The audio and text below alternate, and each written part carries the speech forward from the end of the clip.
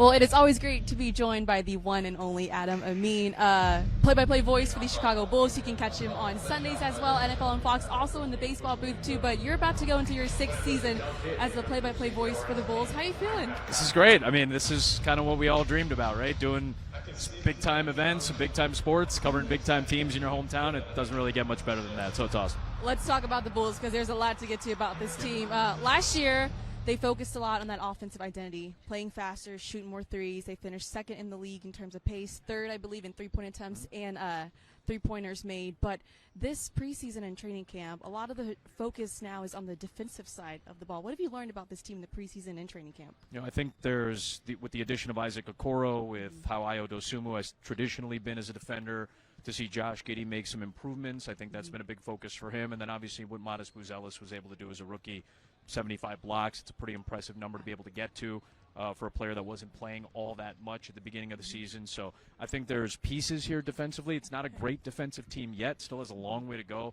But I think there is a hope that with the athleticism, the younger legs, the pace that you talked about, trying to force more turnovers, be better, maybe a little bit better of a rebounding team, which would help them not give up as many second chance opportunities, which was a big problem last year. I think there's a lot of elements that kind of fall into that category of defense to try to be able to limit other teams offensively, and hopefully that's what Billy Donovan gets this season. Billy talked about wanting to create more opportunities for themselves in terms of forcing more turnovers, but AK a few weeks ago at Media Day talked about building on-court toughness. That's what they learned when they played Miami in the play-in. Who would you say is the best defender, though, on this team right now? You know, right now it still feels like Modest Buzelis, perhaps. I think, you know, with what Ayo has done on the perimeter, I think he's been the most consistent. Obviously, he's got the best track record for it. Isaac Okoro comes over with a very good defensive reputation going back to his college days at Auburn, but we still have to see how that's going to play out with the rotations the way they are. You know, there were moments where Kobe White was doing much better defensively. It's unfortunate right now that they're missing both him and Zach Collins. That takes away some of the physicality in the post, not having Zach on the roster right now. He was a hard-nosed player. He got hurt trying to take a charge in the preseason, so I know that was a big emphasis for a team that only took, I think, 13 charges all of last year. It's one of the lowest marks in the league. So I think some of that toughness, the hustle points, they're going to need to be efficient offensively. One of the things that can help you do that is by creating turnovers, creating havoc, and making easy baskets at the other end. I got the chance to talk to Ayo just a few days ago. He said, you know, first time feeling fully healthy, feeling good. Long off season for him. What did you see from him in the preseason? You know, it's unfortunate we didn't get to see him in that last run because of whatever that thumb injury was that kind of held him up. But he looked to be sharper. He had a great first handful of games in the preseason, so that's a very good sign. You know, it's a guy that's been relatively healthy. You know, he started a lot of games. He's come off the bench a lot of games. Like, he's been able to do a lot of different things. He fills so many roles for this team, and he brings an element of that toughness that you were talking about off the bench, or if he is in the starting lineup, he typically does well against smaller guards. So it's always curious to see how he's going to do in a matchup like this. He really takes the Cade Cunningham matchup very seriously, a guy who was part of his draft class. So I think seeing what he's been able to do defensively, he had a very good offensive run. But that's been Ayo. That's been an improvement that we've seen over the course of his first handful of years in the NBA. I know the shooting was a little bit down last year, but in general, we seem to see more and more from him offensively, especially as a driver going to the hoop, a more confident shooter. He's one of the best two-point shooters in the history of this franchise.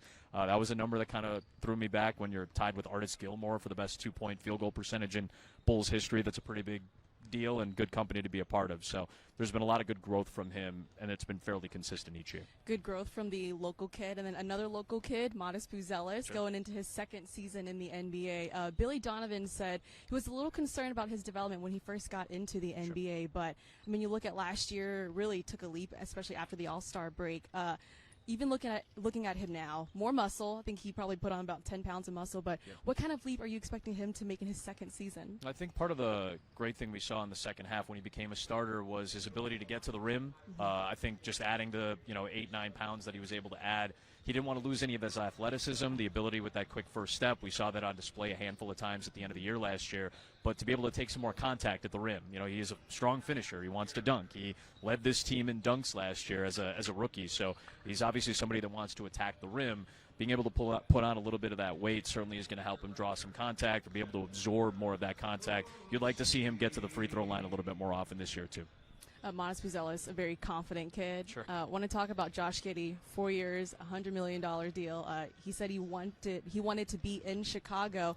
I mean, what are you going to be looking for when it comes to Josh Giddey this season? Because it feels like he kind of unlocked a different level to him when he came here to Chicago, but especially after they traded Zach away. Yeah, I think that was a big deal, just to have more opportunities at shots and to be able to have a little bit more freedom distributing the basketball. This is a team that sometimes fell into isolation territory a little more often than I think Billy Donovan wanted at times in the last couple of seasons. I think Josh does a really good job of keeping the ball moving, using more of the shot clock, trying to speed up the pace a little bit obviously helps too. He was really good at that during the preseason.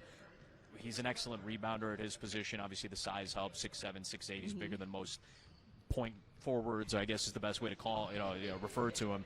But I think defensively I would like to see him take a little bit of a step this year. We did see the length, his athleticism. He's, again, young, like a lot of these guys are. It's a very young core all of a sudden. So the hope is that if you're not a great positional defender, if you're not a great rotational defender, can you use the tools that you have? And talking with people in Oklahoma City the last couple of years before Josh was signed in Chicago, before last season, they always said he's got the athleticism and the length, the size to be able to cause some havoc defensively, and I think that's going to be a next step for him as he continues to develop as a young player. I think we forget sometimes that these guys are often in their early 20s and they haven't hit their peak yet physically, and they're still learning about how to use their bodies in the proper way. I think that's the next step for Josh.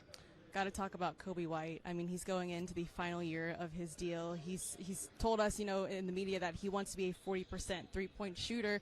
I mean, what kind of year are you expecting Kobe White to have? I know right now he's dealing with an injury, calf injury that he sustained in August.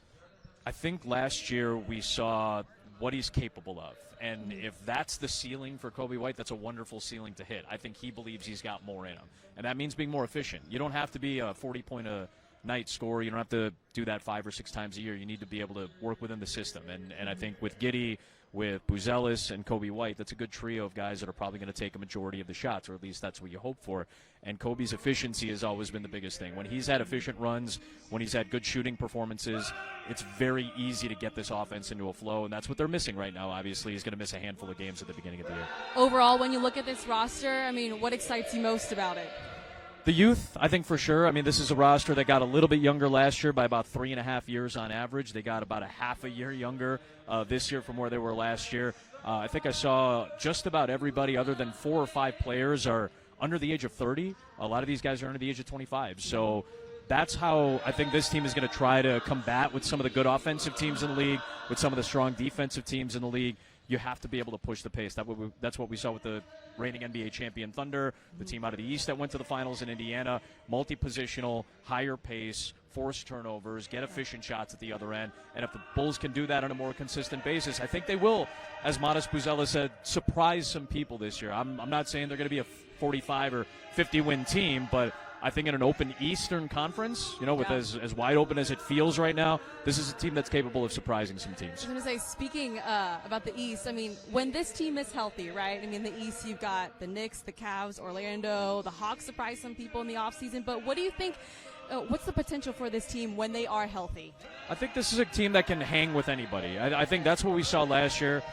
It's a team that had to develop a shooting profile that was not particularly good a couple of years ago. They got better and a little bit more modernized with the amount of three-point. I mean, the jump in three-point attempts was massive. It's something like 800 more threes from one year to last year. So obviously they put a concerted effort into changing their shot profile. That helped them stay in some games that maybe they wouldn't have been in otherwise. And that helped them keep up with some higher pace or higher efficiency offensive teams when they make shots. So when they can make shots or make things easier on themselves, like most teams in the NBA, they can hang with just about anybody, and then it's the particulars, the details, and I imagine what they're going to be able to do or hoping to do on the defensive end that will keep them in a lot of those games. You've been covering this team, watching this team for a really long time now, but I'm curious from your end, how have you seen this organization stay competitive while also developing those younger guys? I think a lot of teams are in that same boat right now. I think with the way the second apron has changed the approach for a lot of teams, the Bulls are trying to probably be a little bit ahead of it.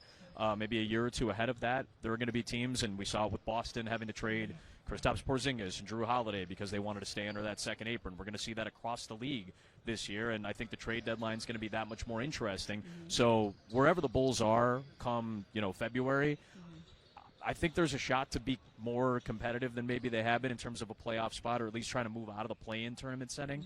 It's going to be hard, like you said. I think Atlanta did a lot of great things to improve. They got Kristaps Porzingis. They've got a really nice young core. We know the Celtics are still a quality team without Jason Tatum. The Pacers had some depth. They lost a little bit of that with Halliburton being hurt and then Turner going to Milwaukee. Milwaukee's trying to stay competitive with some of the depth pieces that they added. So it's still going to be a competitive Eastern Conference. I know the West has maybe more of the talent, maybe more of the top heaviness in that conference, but I still feel like the East is really wide open, and that's going to lead to competitive games that this team should be in. And then if you do the right things late in the contest, or maybe you run into a team with a hot shooting night, maybe you win more of these games than people were expecting.